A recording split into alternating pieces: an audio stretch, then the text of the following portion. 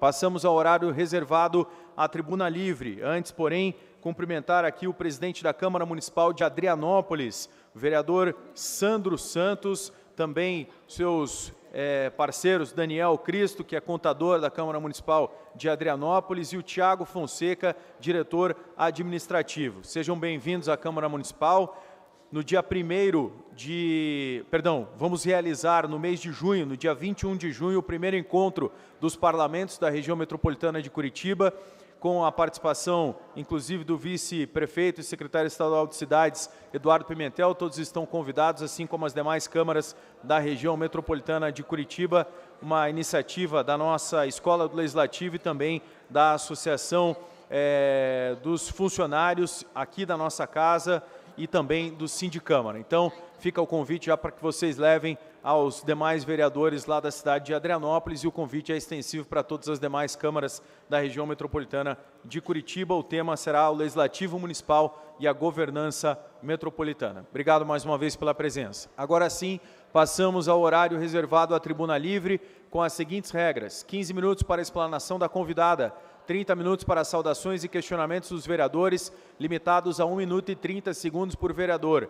As inscrições deverão ser feitas no sistema pelo campo à parte. Conforme requerimento 076-00-018 de 2023, de autoria do vereador Mauro Inácio, o horário da tribuna livre está destinado à desembargadora do Tribunal de Justiça do Paraná, doutora Ana Lúcia Lourenço, coordenadora estadual da mulher em situação de violência doméstica e familiar, que discorrerá sobre o tema Programa Psicolab-BV, Laboratório de Práticas Psicossociais em Violência Doméstica e Familiar contra a Mulher. Convidamos a vereadora Maria Letícia para que faça a saudação oficial da casa e conceda a palavra à convidada. Bom dia a todos e todas, colegas vereadores, servidores e servidoras desta casa, quem nos acompanha na rede, quem nos acompanha presencialmente também. Pediria ao presidente que solicitasse que os vereadores ocupassem seus espaços para que a gente pudesse ouvir. Muito obrigada, senhor presidente. Hoje é o dia de tribuna livre, convidamos a desembargadora do TJ do Paraná, que também responde pelo CEVID, que é a Coordenadoria Estadual da Mulher em Situação de Violência Doméstica e Familiar, a doutora Ana Lúcia Lourenço. Doutora Ana Lúcia é um dos grandes nomes que responde pelo Laboratório de Práticas Psicossociais em Violência Doméstica e Familiar contra a Mulher, o Psicolab-VD. O laboratório atua nos eixos psicossocial, jurídico e pedagógico, promovendo práticas inovadoras capazes de enfrentar a epidemia de violência contra a mulher e que tem se estabelecido no Estado. Vale lembrar que o Paraná é o segundo estado no Brasil no ranking de lugares mais violentos para as mulheres, o que coloca o laboratório da doutora Ana Lúcia em lugar de importância fundamental. A desembargadora vai compartilhar suas experiências no enfrentamento à violência contra a mulher, sobretudo o trabalho de reabilitação que o Tribunal de Justiça do Estado do Paraná tem realizado com os agressores. Porque sim, caros colegas, ainda temos muito a evoluir na identificação e reabilitação dos homens agressores, que em sua esmagadora maioria são nossos maridos, ex-companheiros ou parentes próximos, ou seja, homens de bem, homens de família. E isso, quem diz não sou eu, é a última edição do relatório do Fórum Nacional de Segurança Pública. Por isso, agradeço imensamente aqui a presença da desembargadora nessa casa e peço atenção para todos ouvirem as informações que a doutora Ana Lúcia vai compartilhar, e agradeço também ao colega Mauro Inácio, porque ficou sensibilizado com o nosso pedido e com a causa e cedeu seu espaço de tribuna livre hoje. Portanto, convido a doutora Ana Lúcia, já cumprimentando a senhora e a Bruna, que estão presentes aqui, a senhora ocupar a plenária, e cumprimento também a Renata, que representa aqui a Helenice, da Coordenação de Direitos Humanos do município de Curitiba. Muito obrigada. Pode vir aqui, doutora.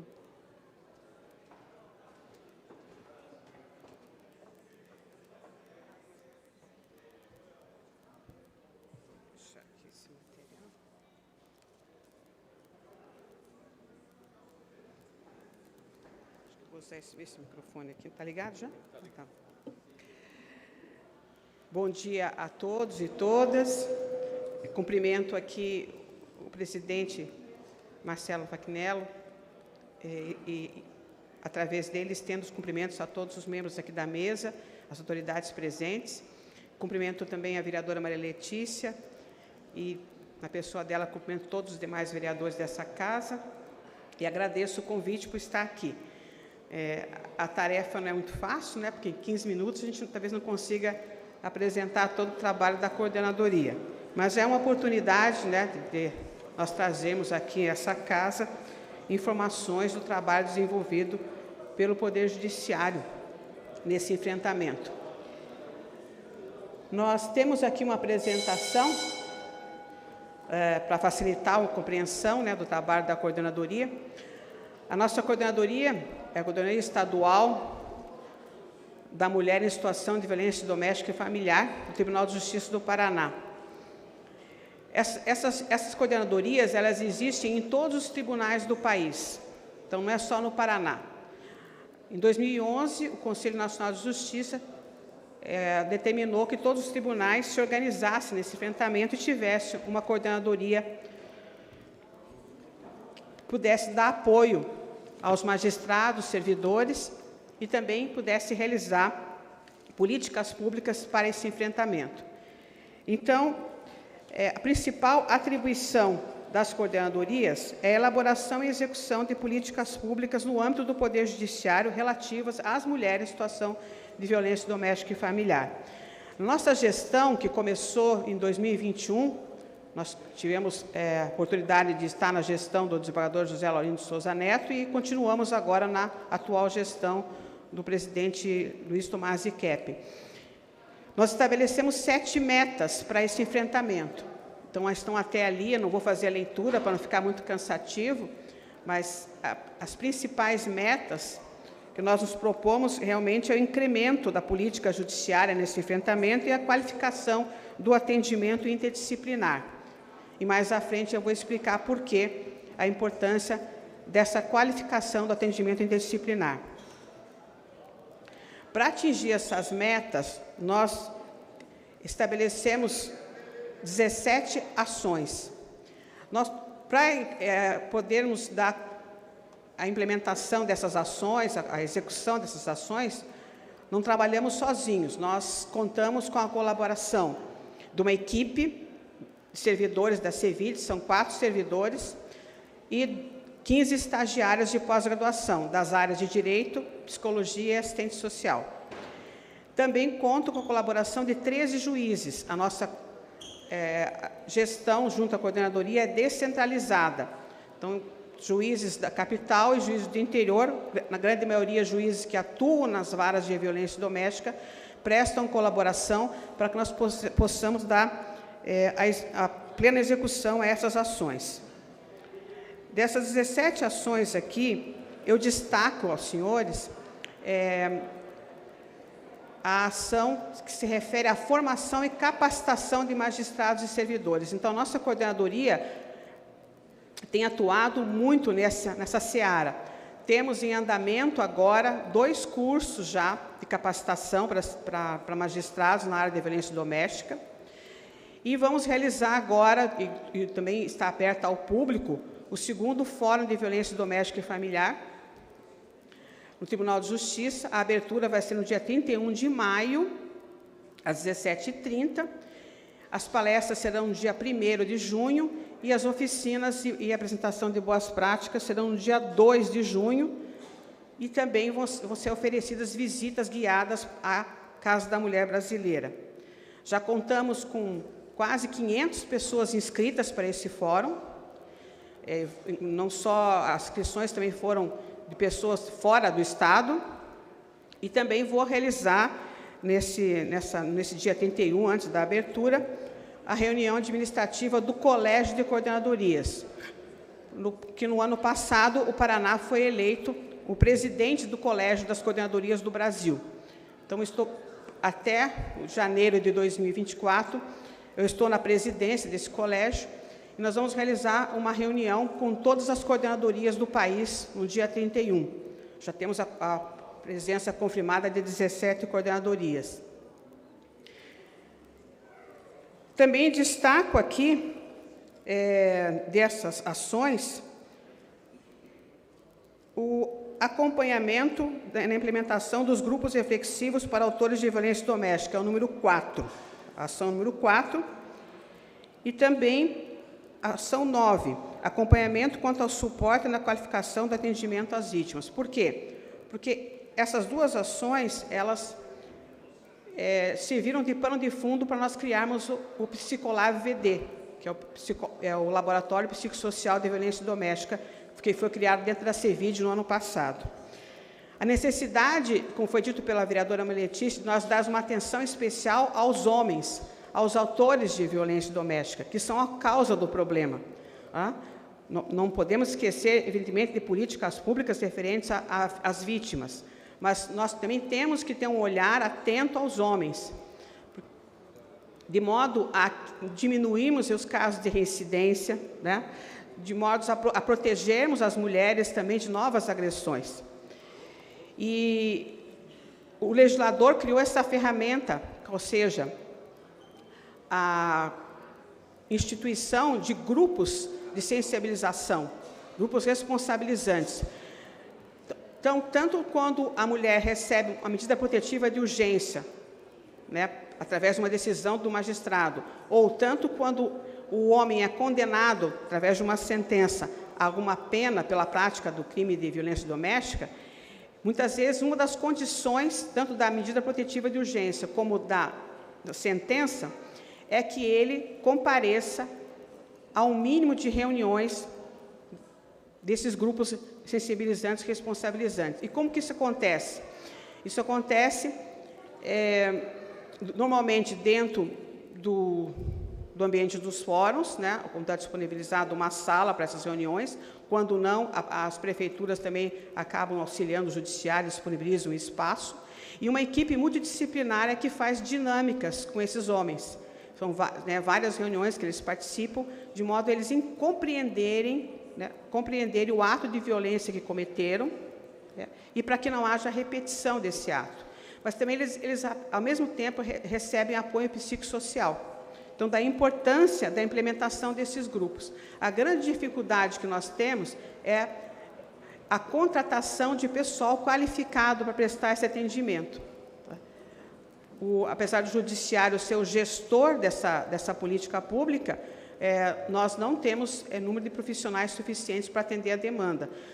Somos 399 municípios e temos 162 comarcas hoje. Não existe profissionais suficientes para atender. Então, o que nós fizemos? Convênios com universidades, fizemos convênios também com a FECOMPAR, que é a Federação dos Conselhos da Comunidade. Temos hoje um termo de cooperação com eles, no sentido deles disponibilizarem a contratação desses profissionais. A Lei Maria da Penha também prevê que os estados tenham a obrigação de criar os centros de reabilitação para autores de violência doméstica. Não existe nenhum centro de reabilitação no país. Não foi cumprida essa normativa. A CEVID fez uma provocação junto à Secretaria de Justiça, e lá já foi instaurado um grupo de trabalho para fazer esse estudo, para criar o primeiro centro do Brasil aqui em Curitiba, que seria a participação do Executivo no sentido de fazer a reeducação desse autor de violência doméstica. Por que isso? Porque a grande maioria dos autores, dos agressores, acaba recebendo a pena em cumprimento de regime aberto. Então, ele não vai para o sistema penal fechado, só os casos de feminicídio. Então, nós precisamos ter uma política pública para a reinserção no meio social, no meio familiar desse autor, de modo que ele não promova novas agressões. E por isso é importante a participação do Executivo com a criação desses centros de reabilitação.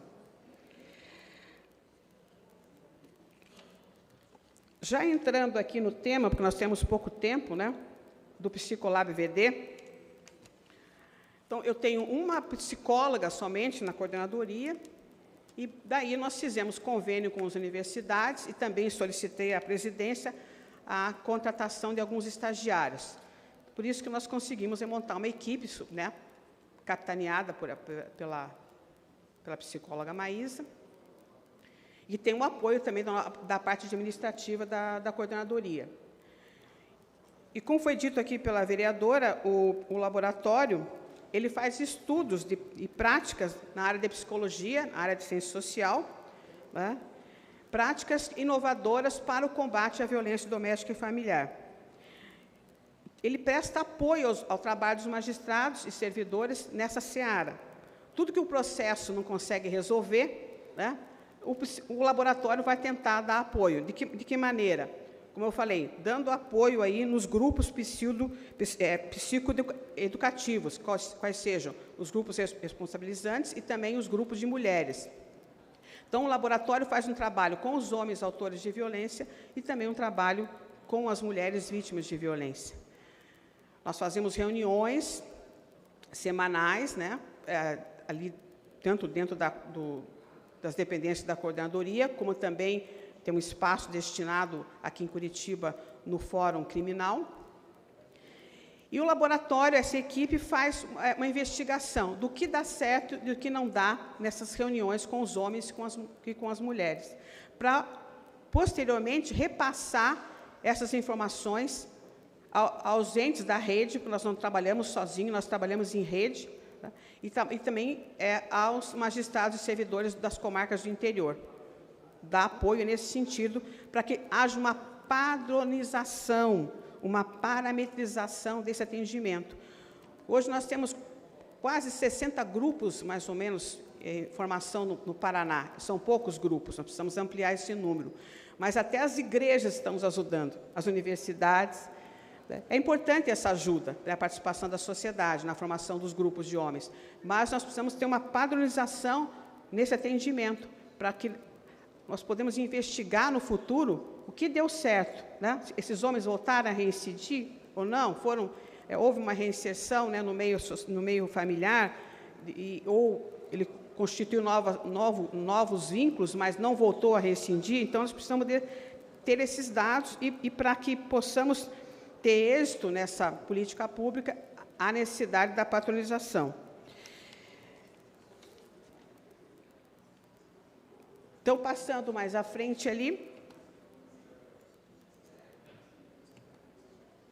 o que motivou a criação? Vocês podem perguntar, né? Realmente, foi essa preocupação. Os números alarmantes ali, dos casos de violência doméstica, né? E a necessidade de dar apoio realmente aos magistrados, servidores e aos membros da rede nesse atendimento aí. Como que ocorre na prática? Qual a abrangência do trabalho do Psicolab? O Psicolab atua em diversas frentes. Atua no plantão do artigo 16 da Lei Maria da Penha. O que é o artigo 16? As mulheres podem solicitar ao magistrado a revogação das medidas protetivas de urgência. Ela pode chegar a um momento da vida dela e dizer, não, eu não preciso mais dessa medida. Ou eu não tenho mais interesse, eu quero voltar a conviver com o meu companheiro. Isso acontece em alguns casos em que a lei permite isso, nos crimes mais leves, né, não nos crimes mais graves. Então, o legislador facultou a mulher decidir sobre isso. Só que ela não pode ficar sozinha nessa decisão. Quando ela decide procurar o judiciário, motivada para fazer a desistência da medida, ela tem que ser orientada das consequências dessa decisão. Então, a nossa equipe está orientando os magistrados, os servidores, também faz diversas reuniões para conscientizar da necessidade de fazer um atendimento qualificado dessas mulheres, para que elas tenham realmente certeza na tomada dessa decisão, das consequências dessa decisão. O plantão do FONAR, o que é o FONAR? Rapidamente, é o formulário de avaliação de riscos, já ouviram falar. É o primeiro formulário que a mulher preenche, é um questionário, quando ela recebe o primeiro atendimento, que normalmente acontece na delegacia. Então, são 26 perguntas. É bem complicado esse formulário, né? Porque quando a mulher procura a delegacia, já com os efeitos, né, ter sofrido um ato de violência, seja violência psicológica, seja violência física, ela chegar lá e ter que responder 26 perguntas é extenuante. Mas foi uma ferramenta que o legislador criou. Então, nós temos que aplicar e capacitar a equipe multidisciplinar para fazer um atendimento qualificado, para também não revitimizar essas mulheres. Então, a nossa coordenadoria está fazendo um trabalho junto na Casa da Mulher Brasileira, junto à delegacia, para fazer acontecer de maneira mais eficiente o atendimento no preenchimento dos formulários. Por que o formulário? Porque esse formulário ele vai servir de subsídio para os juízes avaliarem o grau de risco de feminicídio que essa vítima pode estar sofrendo. Então, respondendo essas 26 perguntas, ele tem condições de avaliar o grau de risco. Então, é perguntado a situação econômica, a situação familiar, se existe uso de drogas, de álcool, se já foi vítima de violência, tem arma em casa. Então, são situações que são importantes de serem avaliadas pelos magistrados quando aplicarem as medidas protetivas de urgência. Também, como eu disse, o Psicolab BD atua nos grupos de homens autores de violência, grupos de mulheres, até eles denominarem esse grupo dentro de cada uma, né? E também acompanha as audiências de violência doméstica contra a mulher. Nossa equipe assiste às audiências, elas são transmitidas pela plataforma YouTube também, e os júris. Por que isso? Para verificar se os operadores de direito, tanto os magistrados como promotores de justiça, promotoras, defensores, estão realmente atuando de acordo com o protocolo de julgamento com perspectiva de gênero. Se há realmente uma percepção dos operadores de direito, da compreensão das peculiaridades que envolvem a violência doméstica e familiar, né?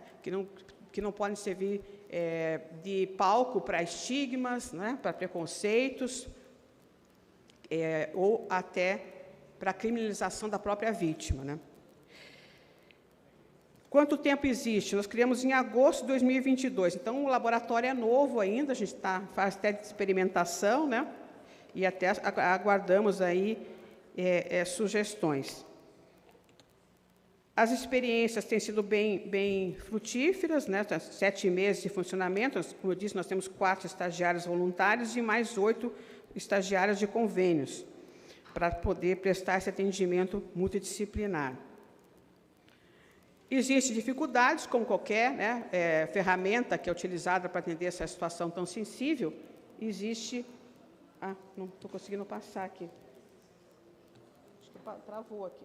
Acho que travou aqui, se alguém puder me ajudar, no Enter. Agora não, agora foi. Agora foi. Isso, obrigada, Bruna. Então, as dificuldades sempre existem, com qualquer ferramenta que é utilizada para trabalhar com um tema tão sensível. Acho que a maior dificuldade hoje do judiciário é trabalhar frente às inúmeras alterações legislativas que estão sendo feitas nesse campo, né? Cada semana a gente recebe uma notícia de uma alteração legislativa em relação à violência doméstica. Me perguntaram também se é possível traçar um perfil do agressor, já estou indo para o final até da apresentação, e qual seria esse perfil? Na verdade, não existe, assim, um homem agressor típico. O que existe são condições sociais, históricas, psicológicas, né, marcadoras de violência. O que nós podemos apresentar são fatores de risco. Por exemplo, homens que fazem o uso exacerbado de álcool, de drogas, que portam armas, são fatores de risco. Mas um perfil... não há como garantir, assim, que haja uma maneira de se fazer um perfil psicológico típico, né? Porque os autores de violência hoje que a gente verifica pelo número de processos em andamento, pelos casos que são apresentados pelos colegas magistrados, é um perfil heterogêneo, de várias classes sociais, né? Várias etnias, então vários perfis psicológicos, então não tem como hoje estabelecer, nesse momento ainda, nós estamos tentando avançar estudos, né, um perfil típico.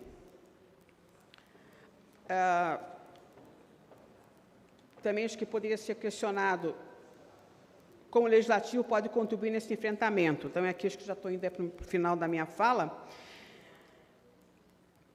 Todos podem contribuir de alguma maneira, né? Porque, como eu disse, o judiciário não tem como dar conta de toda essa situação. Para nós já chega a questão já como que consolidada, né? O ato já foi praticado. Aí entra o judiciário. na investigação do caso, no processamento e no julgamento.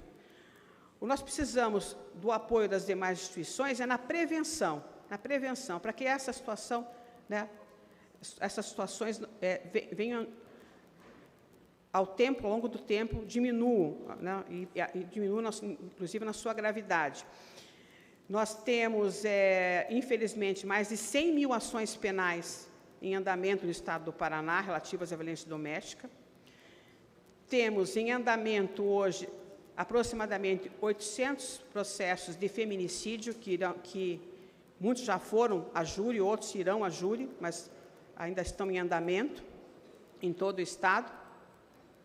Temos só 10 juizados especializados em violência doméstica, sendo que estritamente especializados somente são os 3 aqui de Curitiba, os demais cumulam atendimento a criança e idoso, os demais 7 juizados, e as demais comarcas são as varas criminais que prestam atendimento à questão da violência doméstica.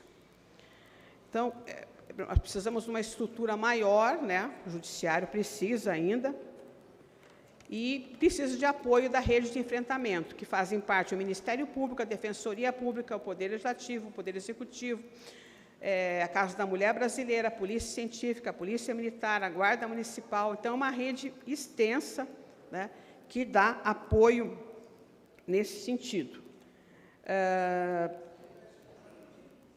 Nós também estamos à frente do Colégio de Presidentes de Coordenadorias, né, do Brasil, fazendo algumas ações a nível nacional. Já estivemos em uma reunião juntamente com a ministra Aparecida, do Ministério da Mulher, no dia 19 de abril, e vamos estar agora no dia 29 de maio com o ministro Flávio Dino. E por quê? Aí eu já vou encerrando aqui a minha fala, que eu acho importante essa casa conhecer essa realidade. Nós temos a lei do Fundo Nacional de Segurança Pública, que prevê que, no mínimo, 5% dos recursos do fundo sejam destinados ao enfrentamento da violência doméstica e familiar no país. Fazendo uma pesquisa, a minha equipe fez uma pesquisa, os estados não estão utilizando esses recursos. E aqui no Paraná, pela pesquisa que eu fiz, só tem um projeto, que é de Foz do Iguaçu, que foi apresentado para o Ministério e utiliza esse recurso para a instalação da Delegacia da Mulher, lá no município de Foz do Iguaçu. E, ao todo, são pouco mais de 10 projetos no país todo. E a dificuldade é na burocracia, né, para a apresentação desses projetos. Ainda, digo ainda, porque acredito que isso vai ser aprimorado, a falta de transparência de como esses recursos vão ser destinados, né, e quanto vai ser destinado para cada unidade, se vai ser destinado aos municípios diretamente ou ao Estado, né, e também a falta de capacitação, não digo de maneira generalizada, mas às vezes até uma questão pontual, mas existe ainda uma falta de capacitação de membros da rede para apresentarem bons projetos, né, e saberem o caminho de tramitação dos projetos. Então, o que nós fizemos? Nós fizemos uma provocação tanto ao Ministério da Mulher como ao Ministério da Justiça para desburocratizar, né, esse processamento do encaminhamento de projetos e ações buscando recursos do fundo, e para que altere também, que atualizem a portaria de destinação das rubricas, né, quanto cada estado receberia em relação à destinação dos recursos, né, quanto que seria destinado a cada estado. E as coordenadorias, melhor dizendo, do Brasil, vão colaborar com os ministérios na capacitação desses agentes para a apresentação de bons projetos. Porque cabe aí à sociedade organizada e ao executivo apresentar projetos, né? Não é ao judiciário que cabe, né? O judiciário cabe essa intermediação. Então, nós vamos fazer essa intermediação, porque acreditamos que aí, com esses recursos, e a ministra já, pelo menos, nessa reunião, ela se comprometeu a destinar boa parte dos recursos para a implementação das patrulhas Maria da Penha. Aqui no Paraná, nós temos só 19 municípios que têm, efetivamente, a Patrulha Maria da Penha. Os demais municípios não têm. A Polícia Militar faz uma ronda de fiscalização no monitoramento das medidas protetivas de urgência, que, nos últimos anos, somaram, cada ano, mais de 40 mil medidas. Então, nós vamos caminhar também, infelizmente, para 2023, cerca de 40 a 50 mil medidas protetivas de urgência, que deverão ser objeto de fiscalização. Então, aqui eu encerro a minha fala, colocando à disposição a nossa coordenadoria. Os contatos eu já passei ali, né?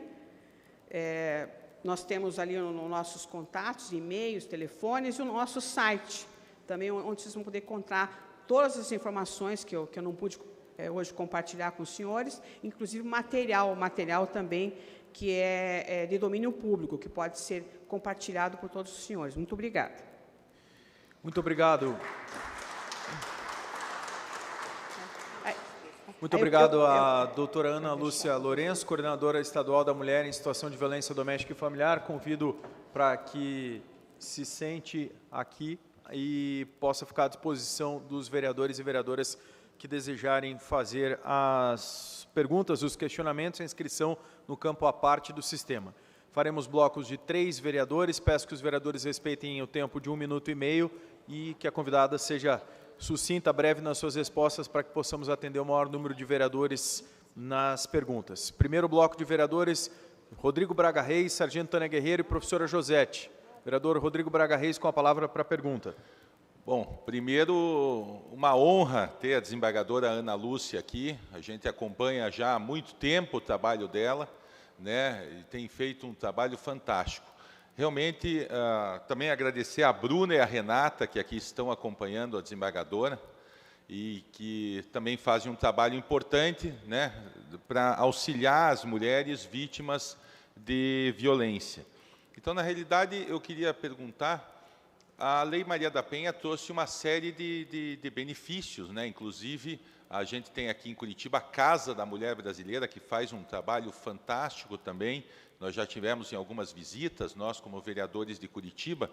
Eu queria saber o que mais que nós podemos, por exemplo, nós que somos do Legislativo, a gente queria que a desembargadora pudesse nos dar alguma ideia de como que nós podemos ajudar ainda mais, né? Tem algum tipo de legislação municipal, estadual ou até federal, porque nós também temos contatos com os nossos deputados federais e senadores aqui do Estado do Paraná. Eu queria saber como que nós poderíamos ajudar ainda mais. E também eu queria fazer uma segunda pergunta, que eu já fiz essa pergunta em outras oportunidades aqui, porque também existe alguns casos, poucos casos, mas que existem, de mulheres que fazem a denúncia contra o marido e, às vezes, a denúncia não é verdadeira.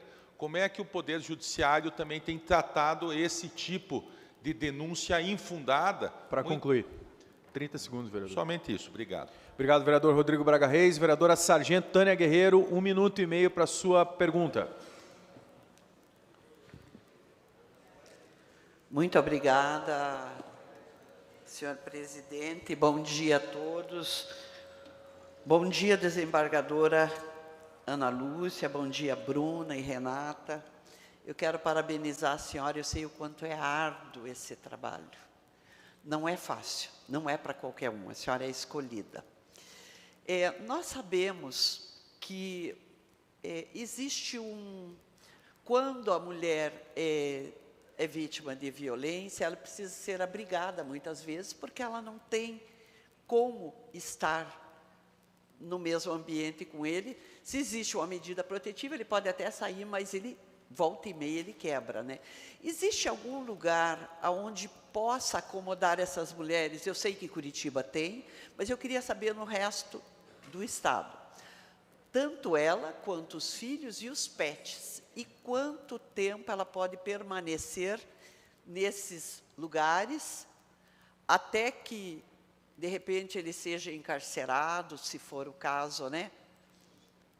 A minha pergunta é, existe outros lugares do Paraná que ela possa estar, como cidades do interior, as menores, talvez as maiores tenham, mas as menores cidades do interior, tipo a minha cidade, ou Ibaiti, ou Telêmaco Borba, ou Irati, ou lugares pequenos assim. 30 segundos, vereador. Qual o lugar que elas vão? Muito obrigada, senhor presidente. Eu gostaria de parabenizar a Maria Letícia, que eu sei que trabalha com esta pauta, e o Mauro Inácio, que convidou a senhora para estar aqui. Obrigado, vereadora. Próxima vereadora, professora Josete, com a palavra. Bom dia a todas as pessoas presentes, bom dia aos cidadãos e cidadãs que nos acompanham pelas redes sociais. Gostaria de parabenizar a iniciativa do vereador Mauro Inácio e também da vereadora Maria Letícia, que é a nossa procuradora da mulher e que tem feito a diferença aqui na casa. Eu parabenizo, né, a desembargadora Ana Lúcia Lourenço. Esse é um trabalho primordial na sociedade, porque, infelizmente, né, ainda, diante de uma sociedade patriarcal, a violência contra a mulher, muitas vezes, é naturalizada. Então, eu queria ouvir um pouquinho mais, talvez na sua fala eu tenha perdido algum momento, que hoje a sessão estava aqui um tanto quanto agitada, mas eu queria, a senhora colocou a questão de cursos de formação, enfim, com a participação, inclusive, de operadores, né, do direito, do judiciário, enfim. Mas eu gostaria de saber se esses cursos também são destinados a servidores públicos que atendem, né, nos diversos espaços, seja na delegacia da mulher, seja nos espaços mesmo do município, né, CRAS, unidades de saúde, escolas, né, porque eu acho que essa é uma demanda. Óbvio que o judiciário não vai dar conta sozinho, né, mas acho que parcerias, inclusive, com prefeituras, para replicar mesmo esse tipo de formação, que é fundamental para a gente, além de combater, prevenir, né, a violência contra a mulher. Obrigada pela presença, desembargadora. Obrigado aos vereadores e vereadoras. Passo a palavra à desembargadora Ana Lúcia Lourenço para que possa fazer as respostas ao primeiro bloco de questionamentos. Muito obrigada. Então, o primeiro questionamento ali, quanto à ajuda, que o Legislativo ainda pode nos auxiliar nesse enfrentamento, né? A preocupação é a seguinte: existem mais de 700 projetos de lei em andamento no Congresso Nacional relativo aos direitos das mulheres. Aqui no Legislativo Estadual, eu não fiz essa pesquisa do número de projetos, mas também existe um grande número de projetos. A gente está tentando consolidar isso no colégio, fazer esse levantamento. Por quê? Para dar nossa contribuição, porque muitos projetos, às vezes, a iniciativa pode ser interessante, mas pode causar mais prejuízos, às vezes, né? Porque ele já vem colidir com outras políticas públicas que já estão em andamento, pode causar eventuais prejuízos nesse enfrentamento. Então a gente está tentando fazer uma compilação disso e apresentar para a sociedade, e talvez verificar aonde há necessidade mesmo de novos projetos de lei, né? Mas eu acho que o Legislativo aqui municipal, é uma sugestão, poderia contribuir no sentido de haver uma maior participação do Executivo Municipal na sensibilização e capacitação junto às escolas municipais, né, dos professores, né, e demais servidores que atuam nas escolas, e dos alunos também na questão da violência doméstica e familiar. Acho que eles poderiam tentar criar um projeto nesse sentido, para que realmente... Porque existe uma lei federal que alterou a lei de diretrizes básicas da educação, determinando que haja uma semana de sensibilização, sempre no mês de março, nas escolas, sobre a violência doméstica e familiar. Mas que para que isso aconteça, os municípios têm que se organizar, né? Então seria interessante essa contribuição. Quanto à denúncia infundada, existe sim casos de denúncia infundada, não só na área da violência doméstica, né? Muitas pessoas usam mesmo o judiciário, né, como palco, às vezes, como instrumento, para apresentar alguma denúncia infundada e prejudicar terceiros, né? Mas, pela experiência que a gente tem, pelos estudos de casos que a gente tem feito, isso é exceção, não é a regra. Existe? Existe. Mas o que é feito? Isso fica ao crivo do magistrado que vai apreciar a causa. E a coordenadoria não pode interferir nisso, no livre convencimento do magistrado. Ele que vai aferir se a denúncia foi infundada ou não e se ele vai absolver aquele suposto autor do fato e vai penalizar a quem fez a denúncia infundada. Mas isso é uma decisão que fica a cargo de cada magistrado. Quanto ao abrigamento existe aqui em Curitiba, sim, as ferramentas para abrigamento.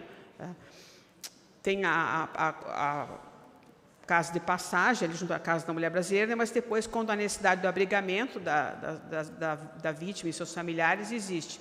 No interior, é um pouco mais difícil a situação.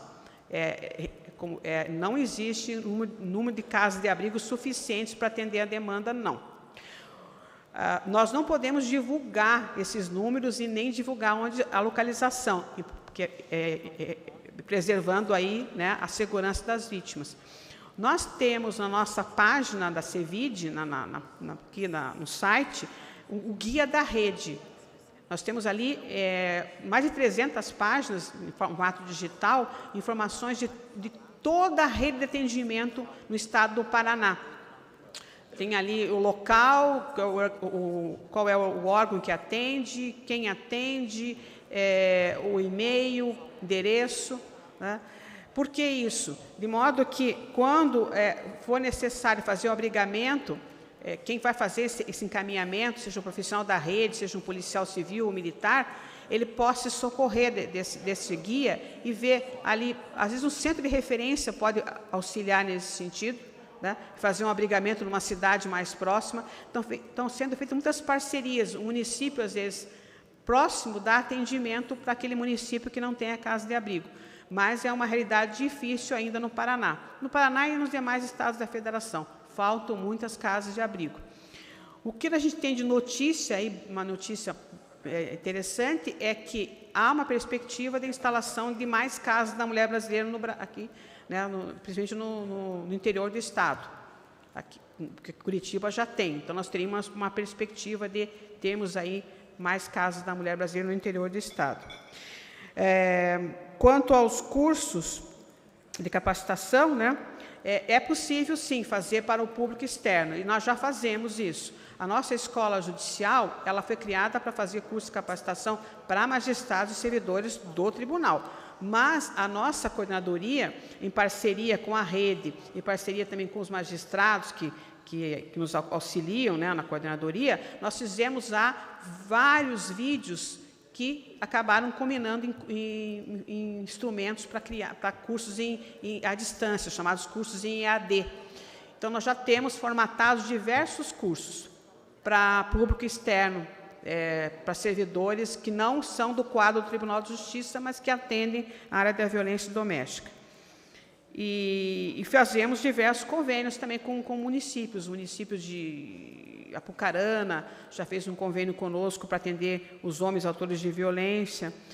Ontem nós tivemos uma reunião com a comitiva do município de Rolândia, também já vamos fazer também um trabalho bem interessante em Rolândia. Então, basta que o município nos procure e nós vamos fazer aí o que for possível nessa seara da capacitação e formação do público para atender melhor as vítimas e aos autores de violência.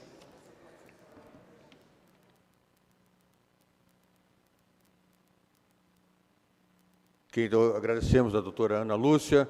Vereadoras e vereadores, nós temos ainda 5 minutos e 30 segundos para a tribuna livre, que pode ser prorrogada somente uma vez.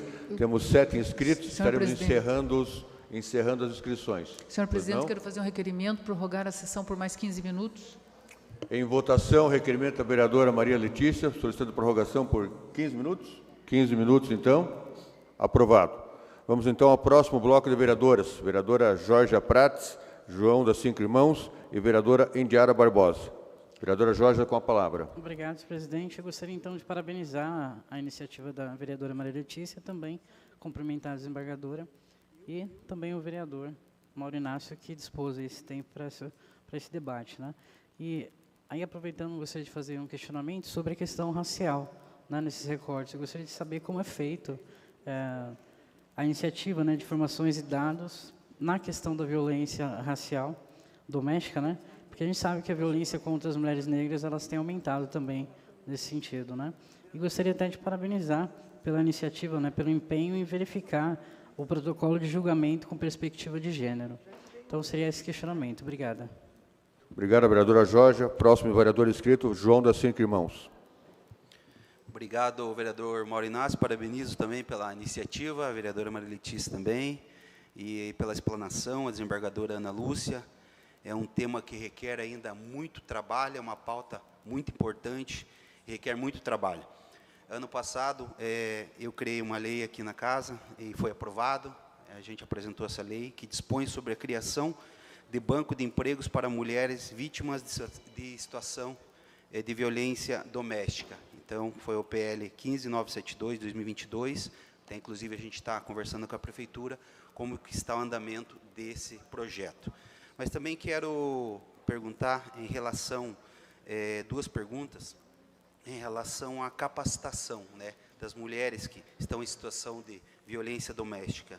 O que pode ser mais feito na sua visão, da desembargadora? O que pode ser melhorado nesse aspecto? Eu acho que passa por aí, né, da mulher ter a autonomia e não depender do agressor, né? Ela ter uma autonomia financeira, tendo uma capacitação para ter melhores salários e também ter uma autonomia. E também tramita no Congresso Nacional, a emenda Congresso Nacional, na Câmara dos Deputados, 2748. A senhora mencionou que tem vários projetos, um conjunto de leis, que estão tramitando a nível federal. Então, está tramitando na Câmara dos Deputados, 2748 de 2021, do deputado Aloysio Mendes, do Maranhão, Conclua, vereador. Que é um projeto que emenda da Lei da Penha, que trata de colocar tornozeleira a esses agressores. Queria saber, né, senhora, também, como que a senhora vê esse projeto, e acho que com certeza ele vai trazer muitos benefícios para as mulheres, né? Seria isso, obrigado.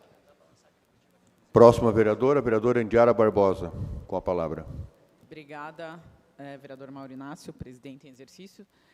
Antes da pergunta, só gostaria de registrar a presença aqui na Câmara da senhora Marilena de Almeida Santos, da senhora Regina Pinheiro Morsen, também da senhora Idalina Gonçalves, que está aqui, estão acompanhando a sessão aqui na Câmara. E gostaria também de parabenizar o vereador Mauro Inácio por trazer esse tema, a vereadora Maria Letícia e a desembargadora Ana Lúcia Lourenço.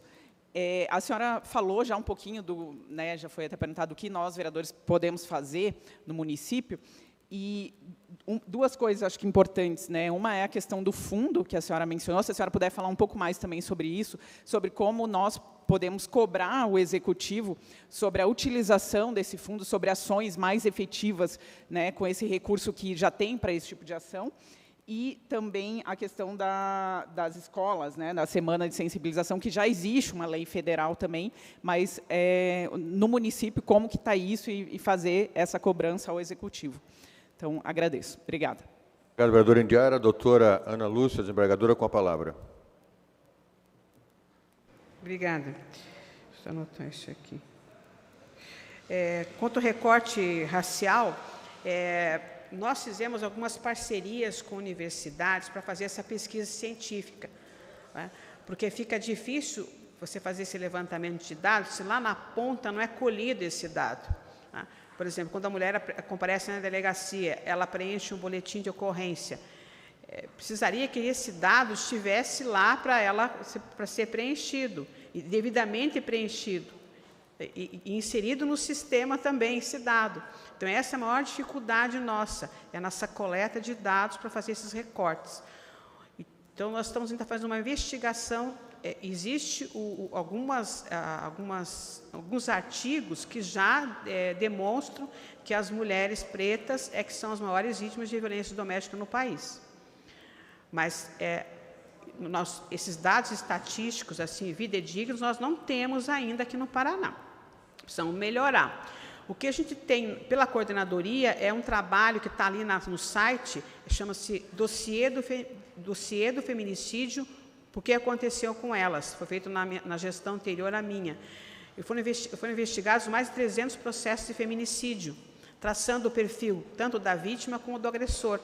E ali tem um registro desse recorte racial, né, que é importante ser feito, sim. Mas, para isso, a gente precisa da parceria do meio acadêmico. A gente tem que passar os dados para o meio acadêmico e o meio acadêmico fazer essa pesquisa, né, para fazer esse recorte. Porque não é só um recorte numérico também, a gente tem que fazer uma investigação, né, bem aprofundada sobre essa questão. Quanto à autonomia da mulher, né, que foi perguntado ali, as políticas públicas do Executivo, e ele também da nossa coordenadoria. Essa questão de buscar políticas públicas que levem essa mulher a ter uma autonomia financeira para ela sair do ciclo de violência é de responsabilidade do Executivo. Mas o Judiciário tem colaborado nisso, fazendo parcerias interinstitucionais. O que nós temos hoje? Nós temos, pelo Conselho Nacional de Justiça, foi editada uma resolução no sentido de, a partir de agora, os contratos de terceirização pelos órgãos públicos vão ter que contemplar cotas para as mulheres em situação de violência doméstica e familiar. Nós já tínhamos feito um convênio, a nossa coordenadoria, entre o Tribunal de Justiça do Paraná e o TRE, para que nos contratos também terceirizados das colaboradoras que atuassem no TRE também tivessem uma cota para as mulheres em situação de violência doméstica e familiar. E agora, para fechar, nos próximos dias, fizemos intermediação num convênio entre o Tribunal de Justiça e a FEComércio, para que o sistema SESC-SENAC possibilite que as mulheres façam cursos gratuitos de capacitação. Nós vamos começar um projeto piloto aqui em Curitiba e depois vamos estender para todo o Estado. Então, eles vão ceder número de vagas para essas mulheres. Nós vamos fazer o acompanhamento, né, tem que fazer o acompanhamento, não é só o encaminhamento das mulheres, tem que fazer desde o início até o final, né, do processo de profissionalização. Então, nós acreditamos que vamos fechar, né, Bruna? Até o final do mês a gente já vai fechar esse convênio. Quanto ao projeto lá do Maranhão, tornozeleira eletrônica para os agressores, sim, a gente já está monitorando esse projeto, e aqui no Paraná, nós estamos nos antecipando, já fizemos também a provocação junto à Secretaria de Segurança Pública, para firmar um termo de cooperação com o Tribunal de Justiça, com o nosso Departamento de Tecnologia e Informação, para que, a partir de agora, haja um monitoramento das tornozeleiras eletrônicas que forem, né, implementadas, né, pelos juízes, nos casos de alguns autores de agressão, com a situação da vítima, para que a vítima não fique, ela, obrigada a acionar a autoridade policial, né, através do aplicativo do pânico, que é uma possibilidade, mas não responsabilizar a vítima. Então, o agressor vai ser monitorado. A gente vai criar uma ferramenta entre o celular da vítima e a tornozeleira eletrônica do agressor, e vai ser monitorado pela CESP, que daí vai avisar essa vítima, onde ela estiver, da presença próxima do agressor. Então, é um projeto bem audacioso, a gente está ainda fazendo estudo de como vai funcionar isso. Já fizemos algumas reuniões entre os departamentos, né? Então, vamos amadurecendo essa questão, para quando chegar a legislação, que vai ter que ter uma legislação para, né, facultar isso, a gente já está pronto para implementar a ferramenta. E quanto da provocação da vereadora Indiara, né, como que poderíamos contribuir na provocação aí do Executivo Municipal, eu acho que é importante isso, aqui a Casa provocar o Executivo Municipal para que haja uma maior sensibilização nas escolas municipais, que a gente não tem notícia de que vem ocorrendo. Nós não tivemos notícia. Pode ser que algumas unidades tenham havido essa sensibilização. Nós participamos em algumas escolas estaduais e vamos ter agora, né, no mês de junho, através de um convênio que foi feito com a PUC, o Pesquisação, o Tribunal de Justiça fez, nós vamos ter a participação através do sistema online, nós vamos transmitir uma sensibilização para todas as escolas municipais, escolas estaduais aqui do Paraná. Agora, no mês de junho, nós vamos fazer uma palestra divulgando de forma online para todas as escolas estaduais, falando sobre a violência doméstica. Vamos chamar uma psiquiatra para falar sobre o tema, também da violência nas escolas e falar um pouquinho sobre a violência doméstica para os alunos e professores. Mas acho que a participação do Legislativo seria isso, acho que seria bem importante essa sensibilização aí, e também acompanhar de perto, mais de perto, o trabalho da Casa da Mulher Brasileira, que hoje ela foi municipalizada, né, recentemente. O gasto do fundo, desculpe, o gasto do fundo aí é uma incógnita para mim ainda essa questão do fundo, né? Estou tentando, fazendo essa investigação. Com essa reunião agora com o ministro Flávio Dino, a gente vai tentar aparar essas arestas. Aí eu posso até informar os senhores, aí fazer um relatório dessa visita, né? Para ver como que vocês podem contribuir. Mas eu acho que, partindo aí da capacitação aí de pessoas para apresentarem bons projetos, ações e programas voltados ali ao cumprimento do artigo 34 da Lei Maria da Penha, né? E ver que esses recursos, eles são recursos provenientes das loterias. Então, é um recurso bem substancial, né? E é no mínimo 5% do fundo. Então, a gente estima, é uma estimativa, não temos certeza, mas que pode chegar, assim, a quase 50 milhões para cada estado, uma média, assim. Então, nós vamos ver se é verdadeiro ainda, né? Mas é interessante acompanhar. Próximo bloco, último de perguntas, Marcos Vieira, Noriceto e Mauro Inácio. Vereador Marcos Vieira, com a palavra. Obrigado, presidente. Cumprimento o vereador Mauro Inácio, a vereadora Maria Letícia pela iniciativa de trazer esse tema tão importante e parabenizo a desembargadora Ana Lúcia, né, pelo trabalho realizado e pela sua apresentação. Desembargadora, diante desse triste cenário que nós vivemos da violência doméstica e sabemos que o Brasil ocupa, né, um lugar de destaque no ranking da violência doméstica, isso negativo, e isso é muito preocupante. E nós vemos que tem várias ações, vários trabalhos sendo feitos, como foi apresentado, e a desembargadora comentou que só no Congresso Nacional existe em torno de 700 projetos em tramitação.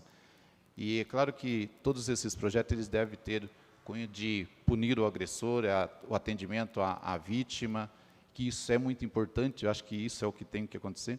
Mas eu gostaria de saber também, a desembargadora fez um comentário relacionado ao trabalho com homens, mas com homens já agressores e também com as vítimas.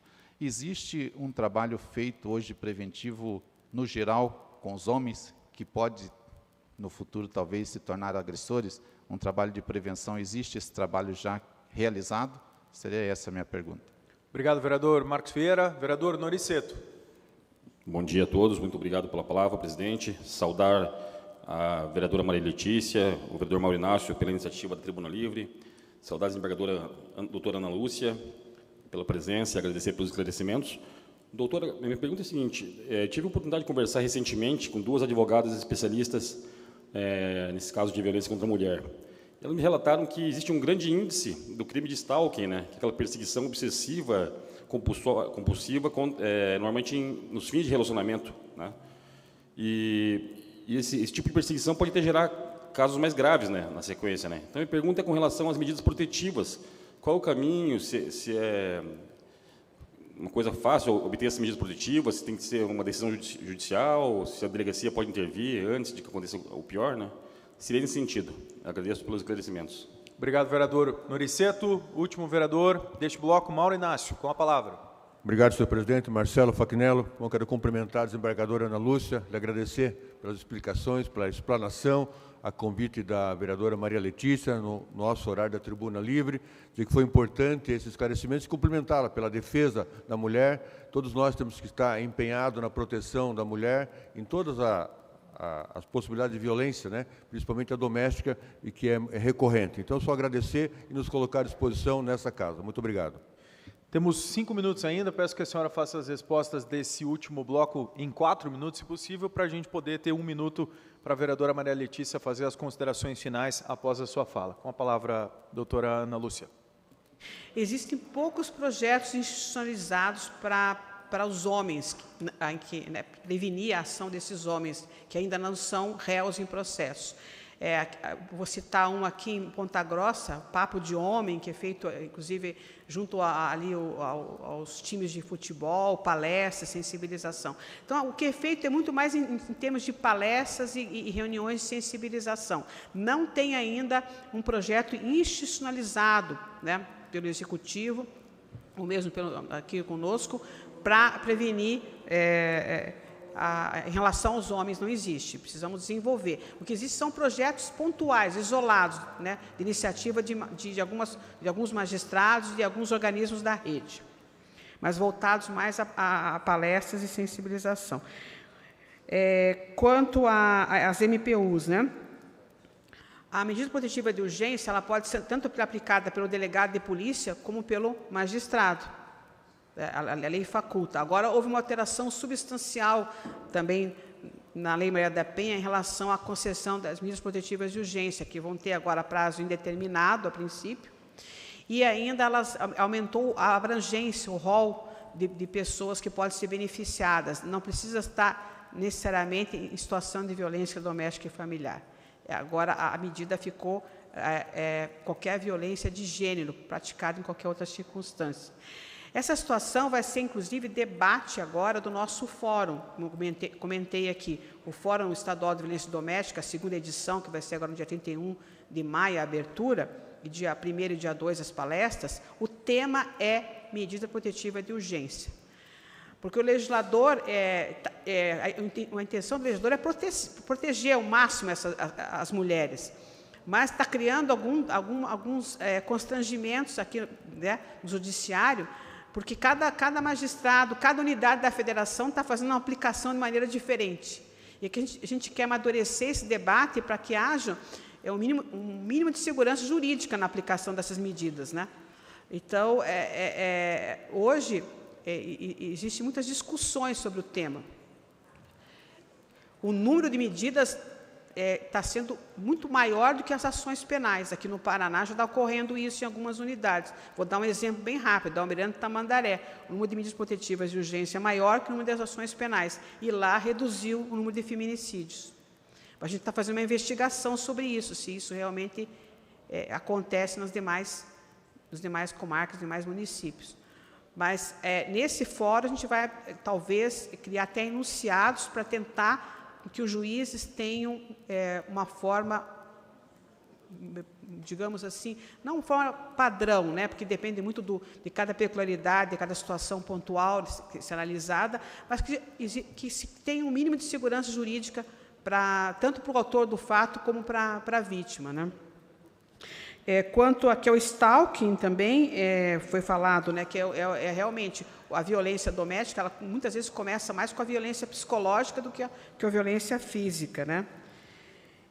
E acho que foi isso, né? Acho que não deixei ele responder nada. Acredito que sim. Obrigado, doutora Ana Lúcia Lourenço. Passo a palavra à vereadora Maria Letícia para que possa fazer as considerações finais e o agradecimento à nossa convidada na tribuna livre de hoje. Obrigada, senhor presidente. Em face do tempo, não faço a minha pergunta, mas depois a gente conversa, doutora Ana. Eu quero agradecer imensamente a sua disposição em vir aqui apresentar o seu trabalho, que é incrível, e falar da nossa admiração em acompanhá-la nesse trajeto, que é uma luta eterna, né, no enfrentamento à violência contra as mulheres. Era isso. Muito obrigada. Muito obrigado. Para a senhora também fazer suas considerações finais, temos ainda 50 segundos. Eu que agradeço mais uma vez, né, a iniciativa da vereadora Maria Letícia, e coloco à disposição, convido os senhores a conhecer lá o nosso trabalho e nos visitar no 8º andar do prédio anexo do Palácio da Justiça, e convido também a participarem lá do nosso fórum, no dia 31 de maio. Eu vou deixar aqui para o presidente Marcelo aqui um material, né, da coordenadoria e também uma agenda do Colégio de Coordenadorias, com a vereadora Maria Letícia também, e o vereador Mauro também, que foi o que possibilitou a participação no Tribuna Livre. Muito obrigada. Obrigado. Agradecemos mais uma vez a presença da doutora Ana Lúcia Lourenço, coordenadora estadual da Mulher em Situação de Violência Doméstica e Familiar, o programa Laboratório de Práticas Psicossociais em Violência Doméstica e Familiar contra a Mulher. Na sequência, a vereadora Maria Letícia fará a entrega do certificado de participação em reconhecimento e agradecimento à sua presença aqui nesta casa. Está encerrada a tribuna livre. Agradecemos mais uma vez a vereadora Maria Letícia e o vereador Mauro Inácio, que vão proceder à entrega do diploma de participação e também à realização da foto oficial.